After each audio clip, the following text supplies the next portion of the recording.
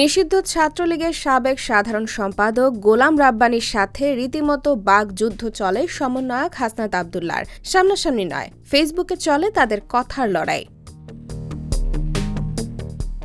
বুধবার রাতে আওয়ামী লীগ নিষিদ্ধের অংশ হিসেবে দলটির নেতাকর্মীদের বিচার চেয়ে ফেসবুকে পোস্ট দেন হাসনাত আব্দুল্লাহ। ওই পোস্টে নিষিদ্ধ সংগঠনটির সাবেক সাধারণ সম্পাদক গোলাম রাব্বানী হাসনাতের বিচার করার জরুরি বলে কমেন্ট করেন।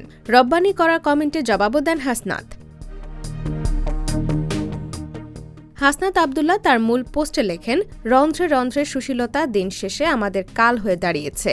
বিপ্লব পরবর্তী সময়ে সিরিয়ায় যে পরিস্থিতিতে মাত্র ৩ দিনে আসাদ সরকারের ৩৫ জন কর্মকর্তার মৃত্যুদণ্ড কার্যকর করা হয়েছে, ঠিক সেই পরিস্থিতিতেই জুলাই গণ অভ্যুত্থান সফল হওয়ার ৫ মাস পেরিয়ে গেলেও ফ্যাসিস্ট হাসিনার ঘনিষ্ঠ ও ফ্যাসিবাদের মদতদাতা একজন নেতাকর্মীরও বিচার হয়নি। বর্তমান সরকারের এ ধরনের দয়াপরবশ হয়ে ফ্যাসিস্ট আওয়ামী লীগের নেতাকর্মীদের বিচার করতে স্বেচ্ছায় বিলম্ব করা জুলাই গণ অভ্যুত্থানের সঙ্গে অপমানের শামিল।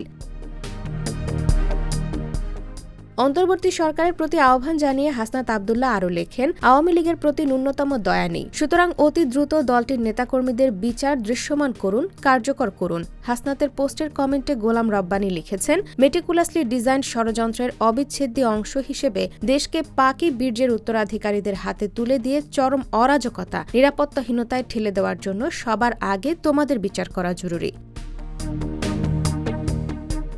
জবাবে হাসনাত আব্দুল্লাহ লেখেন, গোলাম রাব্বানী দেশে আসেন, দেশে এসে বিচার করেন, হ্যাডম থাকলে আসেন। IBTV USA, new York.